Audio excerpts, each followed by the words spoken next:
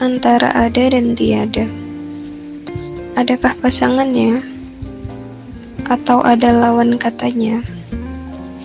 Ada hitam atau putih? Ada gelap atau terang? Ada suka dan duka. Namun benarkah antara ada dan tiada? Jika Tuhan itu mutlak adanya, lalu apakah kita tiada? Jangan hanya karena tak ada pilihan lain selain ada, yaitu tiada, lalu selain Tuhan dianggap tiada, kita harus memaknai ketiadaan secara mutlak. Jadi untuk meletakkan posisi Tuhan sedemikian tak ada bandingannya dibanding kita, tanpa harus meniadakan kita, maka pahamilah tiadanya kita sebagai ada. Lalu, jika ada bagi kita, sedangkan selain ada hanya tiada, apakah Tuhan posisinya tiada? Tidak begitu. Atau posisi Tuhan sebagai yang ada dan kita sebagai tiada. Ada dua konsep tiada, yaitu tiada yang mustahil, ada secara bagaimanapun, atau tiada yang tak mustahil, yang bisa diadakan. Tak mungkin ada kemustahilan pada Tuhan. Jadi, tiadanya kita adalah tiada yang tak mustahil baginya.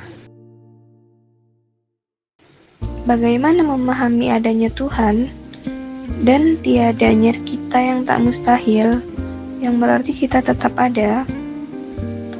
Lalu, apakah adanya kita sama dengan adanya Tuhan? Tidak. Di sini perlu dipahami secara mutlak batas-batas pemahaman yang tak bisa saling melampaui. Jadi, daripada memahami ada dan tiada yang meniadakan kita, padahal adanya kita bisa diadakan oleh Tuhan, maka tiadanya kita bukan mutlak tiada sama sekali. Bagaimana memahami hal ini? Bukan lagi dipahami ada dan tiada, atau antara ada dan tiada, tetapi antara yang nyata dan yang ada. Memahami yang nyata dan yang ada juga meletakkan posisi kita sedemikian tak bisa dibandingkan dengan Tuhan yang maha tinggi, maha sempurna, tanpa kita terjebak ke pemahaman yang membingungkan. Ya, benar, pencipta, Tuhan, sang kebenaranlah yang nyata, bukan sekedar ada. Pencipta itu bukanlah sebatas ada, kitalah yang ada. Karena pencipta itu melampaui ada. Yang nyata pasti adanya, tetapi yang ada bukanlah nyata. Adanya Tuhan melampaui adanya kita. Adanya kita tak lebih nyata dari Tuhan yang kenyataannya tak dapat ditandingi oleh kita. Itu bahasa kemutlakannya. Bahasa sederhananya, bahwa yang ada bergantung kepada yang nyata.